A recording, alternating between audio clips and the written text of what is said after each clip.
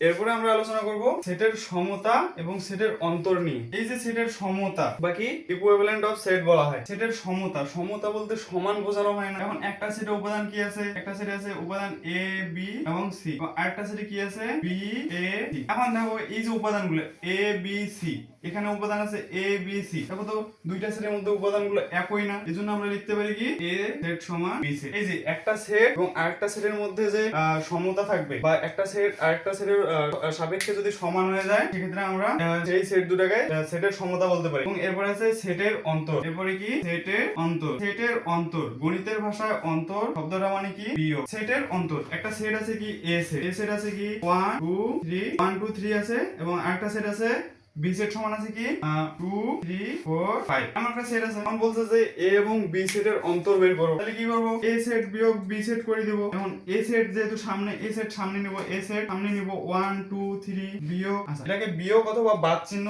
ব্যবহার করা যায়। আচ্ছা বিয়োগই দিব, আচ্ছা বিয়োগ দিলাম 2 3 4 এবং 5। আচ্ছা দেখো অন্তরের ক্ষেত্রে কি হয়, এই যে প্রথম সেটটা যে আছে, প্রথম সেটের মধ্যে কি আছে 2, এখানেও আছে 2, সেম জিনিসগুলো বাদ দিয়ে দিব, সেম জিনিসগুলো বাদ দিয়ে দিব। বিয়োগ মানে যেহেতু বাদ, যেমন এখানে 1 1 এক্ষেত্রে আমাদের আসে 0, যেহেতু এটা ধনাত্মক, ধনাত্মক এবং ঋণাত্মক বাদ পড়ে যায় 0 আসে, এক্ষেত্রে এখানেও তেমন 2 এবং 2 মিলে গেছে, মানে সেটা হচ্ছে কি বাদ। এবং এখানে 3 আছে, এখানে 3 আছে, তার মানে 3 ও বাদ। এখানে 1 আছে, এখানে 1 নাই। এই যে এখানে যে এখানে তোমরা এসে মূলত ভুলটা করো, দেখবা দ্বিতীয় যে সেটটা আছে, দ্বিতীয় সেটের উপাদান যতগুলোই বাকি থাকুক না কেন, এই উপাদানগুলো হচ্ছে আমরা উত্তরে নিতে পারবো না। প্রথম সেটে যে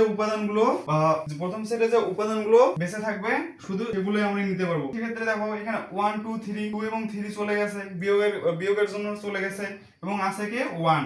এই 1টাই হচ্ছে আমাদের এ এবং বি সেটের অন্তর। এরপরে কি সার্বিক সেট।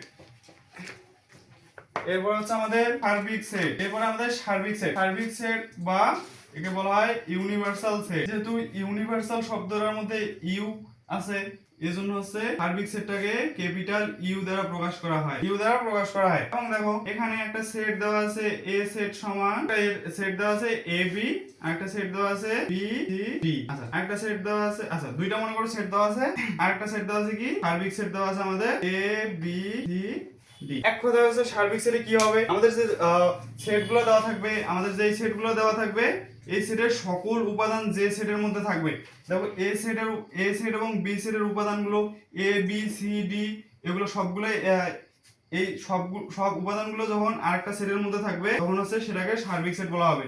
যেমন এ সেট সমান কি 1 2 3 4, বি সেট সমান আছে কি 4 5 6 এবং 7। সার্বিক সেট কে হবে?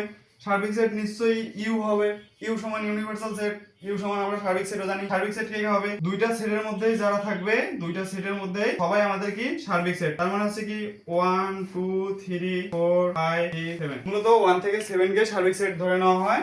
এরপরে কি আছে সার্বিক সেট হলো, এরপর আছে পূরক সেট। পূরক সেট তোমরা সবাই জানো যে পূরক মানে কি, যে পূরণ করে, যে পূরণ করে। তার মানে এই সেটে হচ্ছে কি কেউ একজন কারো অভাব পূরণ করে দিবে। যেমন কি পূরক চিহ্ন ব্যবহার করা হয় মূলত এভাবে, যেমন এভাবে উপরে একটা ড্যাশের মতো ব্যবহার করা হয়, এটাকে বলা হয় এ পূরক বলা হয়। এবং এই যে পূরক যে আছে, পূরকটা কার কাজ করে? এই পূরক মানে হচ্ছে সার্বিক সেটের সাথে এ সেটের বিয়োগ। যেমন হচ্ছে কি এ একটা সেট, এ সেটের উপাদান কি 2 4 6, এ সেটের উপাদান কি তিনটা উপাদান আছে, বলছে যে এ পূরক নির্ণয় করতে, তাই না?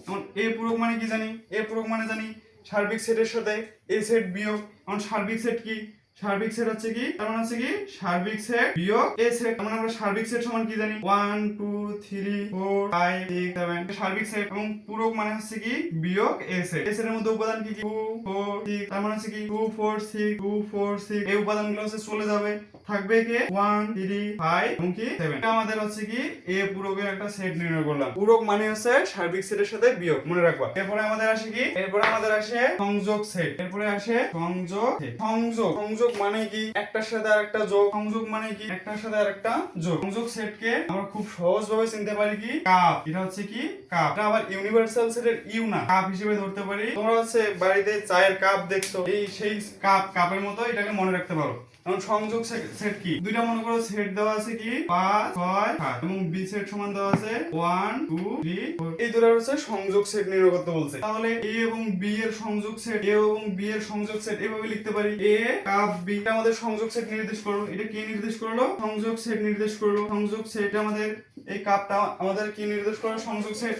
আমরা কি লিখতে পারি 5 6 এবং 7 কাপ 1 2 3 এবং কি 4। আচ্ছা, এই যে কাপ এর आंसर কি হবে? কাপ হিসেবে আমরা মনে রাখতে পারি যে কাপের মধ্যে পানি, চা এবং হচ্ছে দুধ, চিনি এগুলো একসঙ্গে মিশিয়ে একটা তরল তৈরি করা হয়, সেটার নাম কি চা। এই চায়ের মধ্যে সবকিছু একসাথে থাকে, তার মানে কাপের মধ্যে এ সেট এবং বি সেটের সব যে উপাদানগুলো আছে, মিল এবং অমিল উপাদানগুলো, সবগুলো উপাদান একসাথে থাকবে। তাহলে কি কি থাকে দেখো তো, 1 2 3 4 1 2 3 4 5 6 7। দেখো তো সবগুলো উপাদান এ সেট এবং বি সেটের সকল উপাদান একটা সেটের মধ্যে চলে আসছে না? কি দেখো, তার মানে এ সেট এবং বি সেটের মধ্যে মিলন ঘটছে, যোগ ঘটছে, এইজন্য এটাকে বলা হয় কি সংযোগ সেট।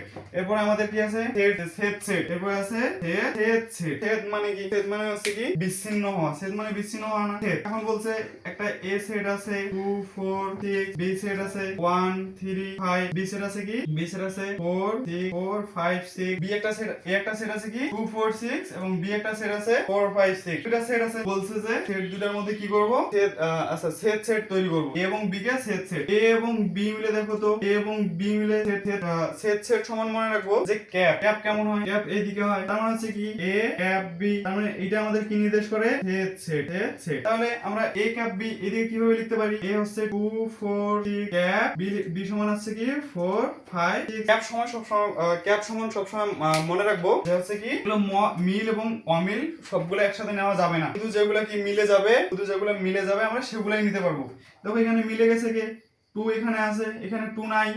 তারপর এখানে আছে কি 4 আছে, এই যে এখানে 4 আছে, তার মানে 4 মিলে গেছে, আমরা কি নিতে পারি? 4 নিতে পারি। এরপর হচ্ছে আমাদের এখানে 6 আছে, এখানে 6 আছে, তার মানে হচ্ছে কি 6 নিতে পারি। ক্যাপে হচ্ছে আমরা হচ্ছে যে সংখ্যাগুলো কমন এ সেট এবং বি সেট দুইটার মধ্যে পাবো, সেগুলো হচ্ছে কি আমরা ক্যাপ নিতে পারবো। এর মানে হচ্ছে কি সেট সেট সমান লিখতে পারি A cap B. A cap B কারা? এদিকের মিল এবং এদিকের মিল যারা, তারাই হচ্ছে কি সেট সেটের অংশ। এরপরে আমাদের কি নিষেধ সেট। এরপরে কি নিষেধ সেট। মানে নিষেধ, নিষেধ দ্বারা কি বুঝতে পারি?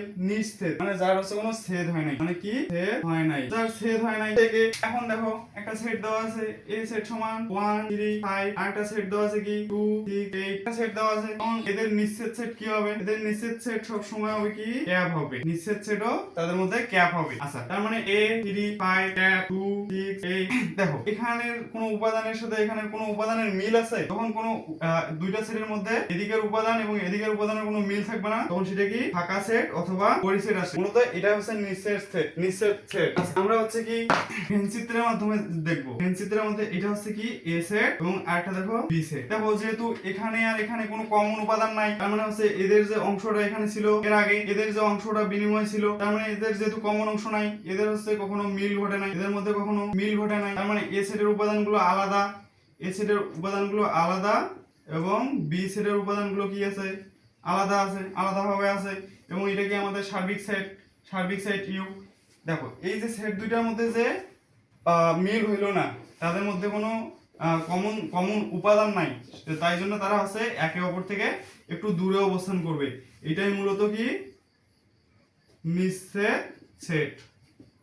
এরপরে আমাদের আসে কি শক্তি সেট, শক্তি সেট অথবা কি পাওয়ার সেট। এরপরে আমাদের আসে শক্তি সেট বা পাওয়ার সেট। এরপরে আমাদের শক্তি সেট বা পাওয়ার সেট আসে। আচ্ছা, এর আগে আমরা উপসেট নির্ণয় করছিলাম, উপসেট নির্ণয় করছিলাম। উপসেট সমান কি নির্ণয় করছিলাম? উপসেট কি নির্ণয় করছিলাম? এ একটা সেট দেওয়া আছে, সেটার উপাদান আছে এ বি সি, তার মানে এর উপাদান নিশ্চয়ই 8টা হবে, যেহেতু 3টা আছে। 2 পাওয়ার n মানে হচ্ছে কি 2 এর উপর 3, তার মানে 8। এর উপাদান অবশ্যই 8টা হবে। সেই উপাদানগুলো কি হবে? এ বি সি, তারপর হচ্ছে কি এ বি এ সি, তারপর হচ্ছে বি সি, তারপর হচ্ছে কি বিসি গেল, এবার হচ্ছে এ, এবার বি, এবার সি, আর একটা সেট নিব কি ওডি সেট। আচ্ছা 1 2 3 4 5 6 7 8 এর এই যে একটা সেট, এই সেটের উপসেট হচ্ছে 8টি উপসেট। এই উপসেটগুলোই মূলত তার কি পাওয়ার সেট। এটাকে আমরা আরেকভাবে লিখতে পারি কি power of A, Shakti set অথবা পাওয়ার সেট। শক্তিকেই মূলত পাওয়ার বলা হয়। যখন আমরা পি অফ এ নির্ণয় করতে বলবে, এখন মনে করো এর মধ্যে উপাদান আছে কয়টা, এর মধ্যে উপাদান আছে, আচ্ছা মনে করো বি একটা সেট আছে, বি একটা সেটের মধ্যে কি আছে উপাদান আছে 2 4 6 8, এবং এখানে চারটা উপাদান। এখন বলছে যে পাওয়ার অফ বি নির্ণয় করতে। পাওয়ার অফ বি এর ক্ষেত্রে কি করব, প্রথমে আমরা এই সেটগুলোর বি সেটটার উপসেটগুলো নির্ণয় করব। উপসেটগুলো কি হবে 2 4 6 8, তারপর হচ্ছে 2 4 6, তারপর হচ্ছে 2 4 8, তারপর হচ্ছে 2 4 6 2 4 8, এরপর হচ্ছে কি 4 6 2 4। এখন কি করবো পাওয়ার অফ বি নির্ণয় করবো। পাওয়ার অফ বি এর ক্ষেত্রে হবে কি 2 4 6 8, তার মানে হচ্ছে এই সেটটার সকল উপসেটগুলো আমরা প্রথমে নির্ণয় করব।